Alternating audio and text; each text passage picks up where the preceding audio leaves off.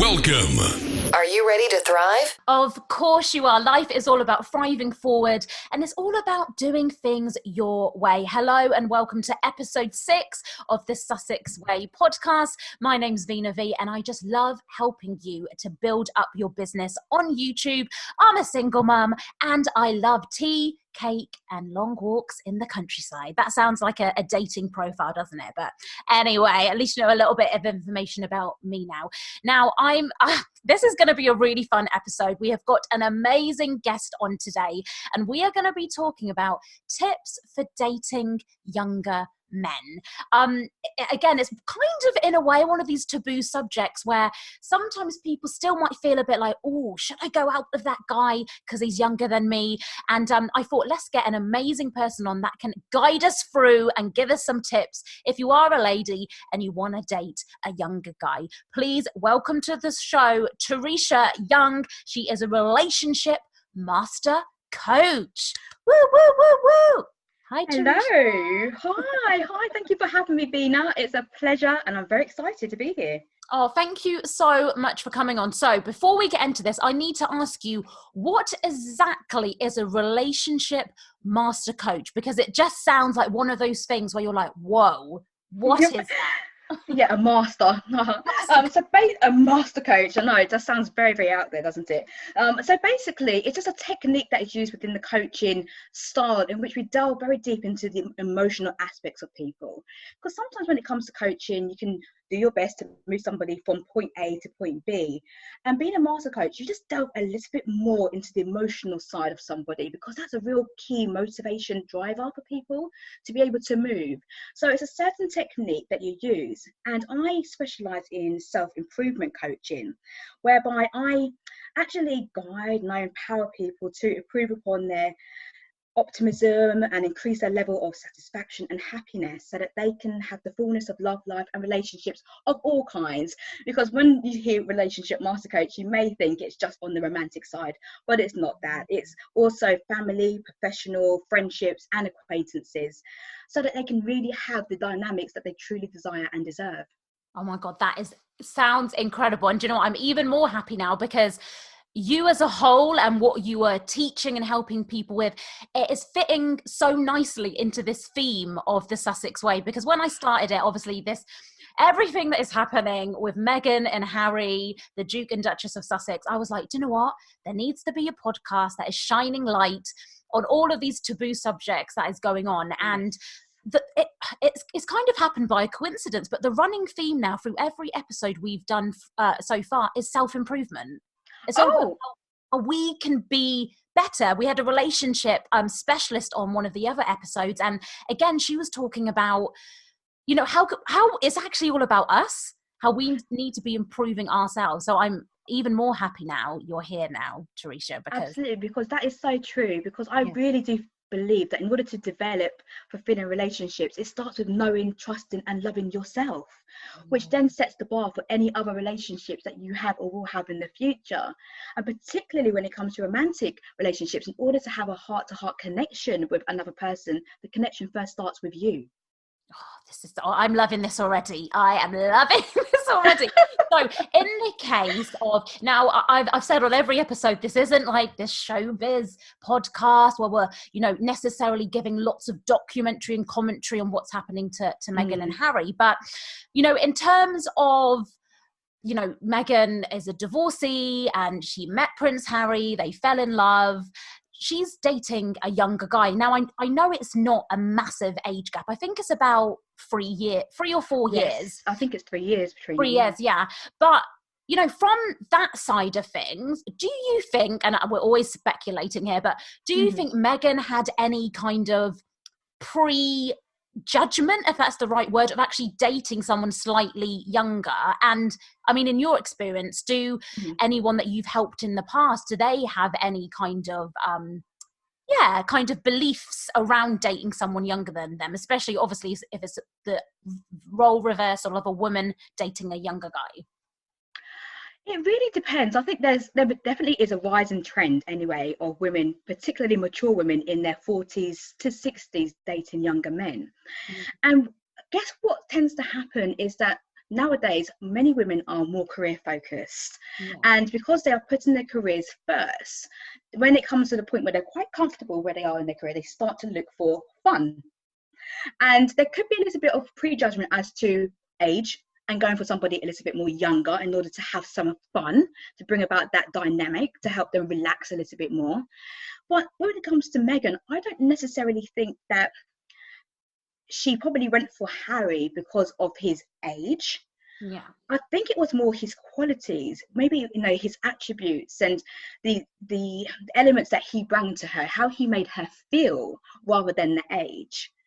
And I know when we look at the age, it's very, very easy to have that stigma, isn't there? That, you know, the older woman is going for the younger guy for a particular reason. But I don't think it helps when you have names such as a Puma, you know, somebody in their 30s going for somebody. I mean, listen, these names for me feel quite outrageous. Because you've got a Puma, so somebody in their 30s going for somebody younger. And then you've got the Cougar, who in their 40s, you've heard, I think lots of people have heard of the Cougars, in their 40s and their 50s, and then you've got the Cougar and their cub. And then you've got, I know, this is why there's a stigma. And you've got the Jaguar, so somebody in their 50s and over. So is it a surprise that making a woman sound like a predator hunting down a prey is going to create this huge stigma that makes it feel socially inappropriate and wrong to date a younger guy, because you feel like you're going to get judged or persecuted for it?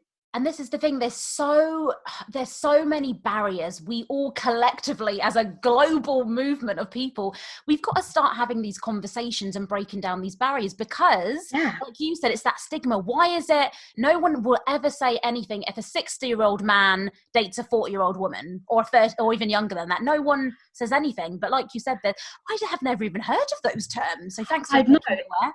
That's fine. It's shocking, because now you're putting people into a category, and a category that makes you feel, well, for me, I would feel quite uncomfortable, because you know what, I'm currently, you know, in the Puma category.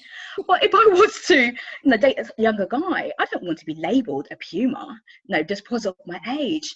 And I think because society is shifting a little bit more, whereby women are having more powerful positions, particularly in work and so forth, not everybody is comfortable with that. So therefore, it feels like there's some ulterior motive when a woman goes for a younger guy, where, like you said, if it was an older guy going for a younger woman, it's more widely acceptable, because technically a guy seems to be the provider. You know, they maintain the house, they're the secure aspect of it. And I think people feel a bit uneasy. But then equally, it's a two-way street, because the younger guys are attracted to the older ladies. So there's something that's enticing them too. Do you know what? Now you've brought that up as well. It's like, but no one really then says anything to the guy, though. It's always the woman again that gets the stigma attached. No one's really saying to the guy, "Oh, you're going out of an older lady." They never seem to get the same amount. No, they don't. Has anybody asked Harry? You know, what was it that happened? No, was it Meghan's age that attracted you, or was it her qualities, or was it her personality? You know, we sometimes really need to strip it back. You know, age is nothing but a number. And just strip it back. It really is. Right, let's get into this kind of, if there's a lady listening to this right now, and maybe, I don't know, there's a younger guy at their workplace. I'm just making up a random scenario here. But maybe they really like them, and they're, I don't know, 35, and this guy is 25, as an example. Because I still think there's a lot of ladies out there that wouldn't date younger men. And I'm going to say my own example here. Like, I'm always really a bit like, oh, if a guy's, you know, trying to talk to me, then I find out they're like, even sometimes, you know, 26, I'm just like, that's a little bit young. That really is a little bit young. And I'm doing it myself. I shouldn't really be judging this guy on his age. But I think for me, maybe my psychology comes into it, because my son he's going to be a teenager soon. And I think, do I really want to go out with someone that's maybe only, you know, 15 years older than my son? For me, it's that part of it. So I don't know, what kind of advice can you give if, you know, there are ladies in their 30s, 40s, whatever it is, and they are attracted to someone that is younger than them? Again, I know in Meghan's case, it's only a few years. It doesn't make that much of a difference. But nowadays, if there is maybe a 10-year gap, that can not necessarily cause conflict, but there are different challenges of that. What would you say? Well, firstly, I would encourage the lady to sit back and ask themselves, what is it that they are fearing? What is it that they are truly worried about? Because you have to actually get down to the root cause. Is it the fear of being judged or persecuted? Is it the fear that you won't have any shared commonalities with that person? Is it because it doesn't sit with your morals, like what you're saying about your son? Now, how comfortable would you feel dating somebody who was only 10 years older than your son, Veena? So it's really sitting down and saying, what is it that is stopping you from talking to this person? And then once you boil down into whatever worry, whatever fear, whatever concern that is, then you can say, but why do I have that? And drill down even more, and then ask yourself, well, if age wasn't a factor, what is it that I actually like about this guy? Because if you are attracted to this 25-year-old at work and you're 35, what is it about the guy? Put age to one side, it's just a number on your birth certificate, but what is it about the guy? Focus on the qualities. That's what I would encourage somebody to do, and do your best not to focus on what the perception is going to be of other people. If that's what your main concern is. And I think I always say to people, get back to basics, get your pen and paper out, write a little list. Do what Teresha just said and actually write down. And I think, again, I don't want to make presumptions about people listening to this podcast, but I'm guessing a lot of people, it might be that fear of what other people will think. Yes. Oh, you're dating a younger guy. But who cares what other people think? Like, I always say, whose life are you living? Are you living someone else's life, or are you living your own? And you know what, Veena? That's exactly the same saying that I say too, because the problem is when we try to please people and live life according to what everybody else wants, we end up sacrificing ourselves and our true happiness. And I've seen this so many times with my clients, because not everybody is going to agree with your choices in life, and they will have their opinions, but that is outside of our control. What is in our control is to do what truly makes us happy and to be responsible with our actions as much as possible. And sometimes, as difficult as it may be, it may involve walking away from certain people or reducing the time that you spend in that energy with people so that you can really live your best life and be happy. And that's not always easy, because you're focused on what you are losing rather than what you will be gaining. 100%. You know what? And I want to go in kind of deeper to this, because I'm always really conscious about, sometimes, when you hear people giving advice, I always imagine be like, well, that's easier said than done. And I know what we're talking, of course it's easier said than done. So let's drill down on that even more. If people are, let's take that one, root cause. If the root cause is the only reason you're not dating someone younger is because of fear of judgment of others or society as a whole, let's take that one concept. What is your advice then? What can someone do? And you've already given a great tip anyway, is to reduce the amount of time you're spending with the people that are judging you. What else would you say? Like, what else can these people really do to start? It's kind of, the question is kind of, how can people start not caring what other people think? Because that really is easier said than done, isn't it? It really is, particularly because you are probably fearing the judgment of people who are very close to you. It's probably a family member, it's your friends. Those are probably the people who are, you're more concerned about.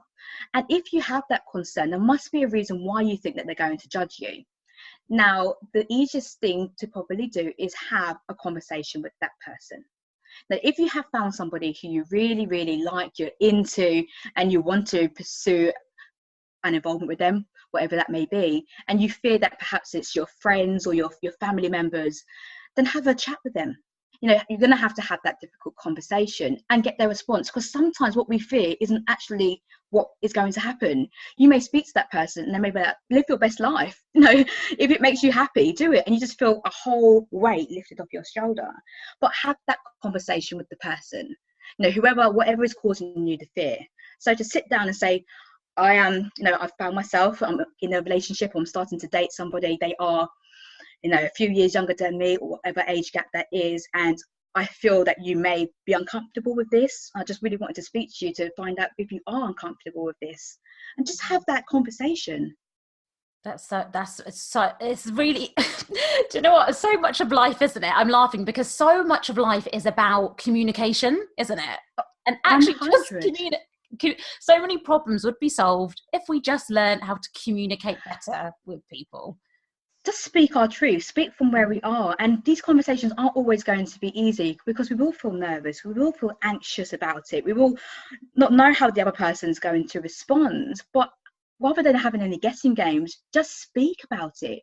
You know, point out the elephant in the room, just say it is what it is. How does that make you feel? Because this is how I feel. And it's just having those open, transparent conversations. Definitely. And let's kind of so now this lady, she's like, yeah, I'm with this guy now, everything's going all right, she's happy.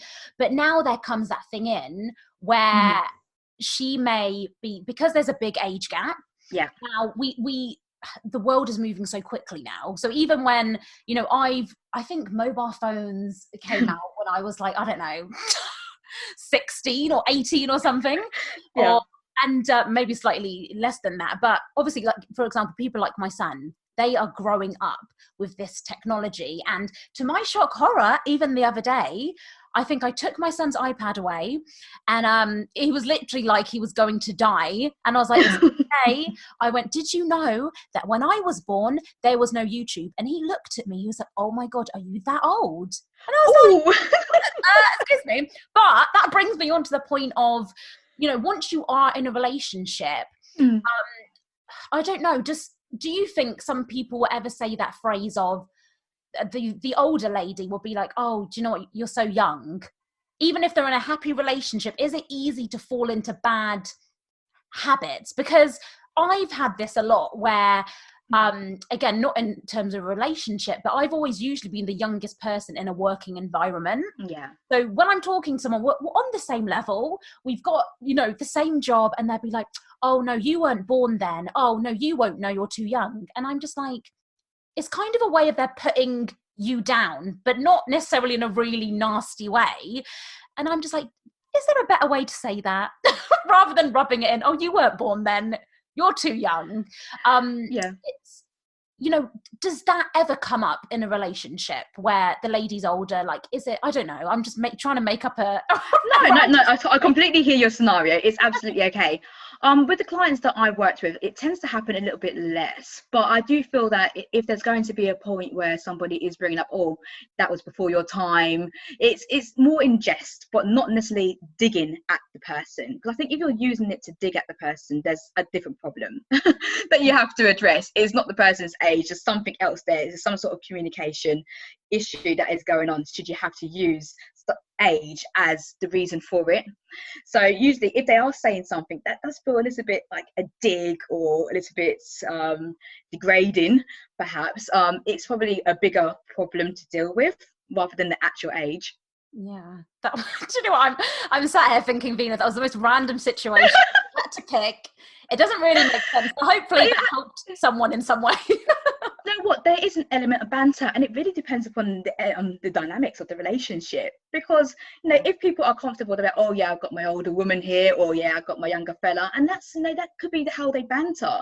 But it depends upon the nature of the saying or the banter. Because if it's something a little bit more like, oh, you know, you're too young, you would never get that, then why is that person too young? Do you know, what is it that person's not getting? Because it's more an understanding of you or your requirements or your expectations, not because of their age. No, and again, it all comes back to what you said right at the beginning of this episode. And it's literally like, sit down with yourself and see what is the root cause to all of this anyway. And I think so much of what you're saying is always going back to basics, isn't it? It's actually sitting down and realizing it's all about being self-aware, isn't it? Why are we feeling this way, and why are we saying these certain things? Because whatever is coming through our mouth and the thoughts that are coming through into our mind, they're being caused by something, isn't it, that we've maybe experienced. It does. And life is very busy, and, you know, we are rushing around, and sometimes we just don't take enough time to sit back and really truly have some self-reflection, to do an audit on our thoughts and our feelings and our emotions, and check in with myself. How am I feeling today? How did that make me feel? And to do that first step first, before necessarily just venting on somebody, just really work through how you are feeling and your thoughts. It's not always easy, it's not, but it takes practice, and the more you do it, it's better for you. That's why I like to journal every single day, because when I journal, I work through my own thoughts and my feelings and my emotions, and I can really understand why I felt a certain way because of a certain situation or circumstance. Oh my God, that is when you write things down and you see it on paper and you're getting it. I actually wrote about 4 pages this morning. I didn't have the tea. I didn't switch anything on. I sat down with my nice cup of tea and I thought, I need to get this out of my body because, you know, when something just happens in your life, me and Teresha were talking just before we started recording about the single mum dramas. We were, yes. Go on. So even, you know, when you're a single mum or even just a mum, or you don't have to be a parent, whatever you're going through, just write it down because it just helps, doesn't it? It's such an energy release, and there is power behind putting pen to paper, because what you're doing, you are taking something intangible that's in your mind, probably cluttering it up into a tangible form. You can see it, and then if you want, you can burn it. You know, you can tear it up if you don't even want to keep it, but it just releases it. It's such a way to relieve any stress, worries and concerns. 100%. I think even when sometimes you think they may be an issue or problem, but when you write it down, you're like, oh, hold on, what am I actually worrying about? It's not even that much of a bigger deal. Like, what's going on? Exactly. I just tear it up and say to myself, oh, you silly Billy, that is nothing. You know, just throw it away. Come on now, move on. There's a solution to everything. Well, I have loved this so much. Finally, before you go though, I want to ask you, what kind of, if someone's still listening to this and they're like, do you know what, I just want someone to give me permission. I want Veena and Teresha to give me permission to date a younger guy. What final things would you say to them if people are still like, oh, okay, should I do this? Should I not? Like, what is the final thing you would say to them? Yeah, absolutely. Well, we already spoke about really working on why you are fearful of dating a younger guy or why you are hesitant of doing it. Work through that. And then put age to one side. No, put age to one side or any stigmas, and create your own definition of love. What does love mean to you? What are the qualities and the attributes of a person that you want? What are the values that you want to share with somebody? You know, what's the vision you want to share? What are the commonalities? Because if you don't have an open mind and you use age as a restriction, you really could be blocking true love. Yeah. Oh, love that. Love that last bit you said. Woohoo! Thank you so much for being here. And if we want to find out more about you, where can we go to, Teresha? Well, thank you for having me, and everyone, thank you so much for listening as well. If you would like to find out more about me and what I do, I have a website. It is www.tereshayoung.com, and also I have a YouTube channel. So if you search Teresha Young, there's lots of weekly tips and tools on there to help you to have the fullness of love, life and relationships that you truly desire and deserve, and some self-improvement tips on there too. Oh, I am so looking forward to that. I'm going to go and hurry off and go and watch your YouTube channel. Fantastic. Fantastic. Thank you so much for coming on again. Please go and check Teresha out. And if you have not subscribed to this podcast yet, please do. There should be a subscribe button somewhere, wherever you're listening to this. So just hit it and you will get notified every single time we upload a brand new episode.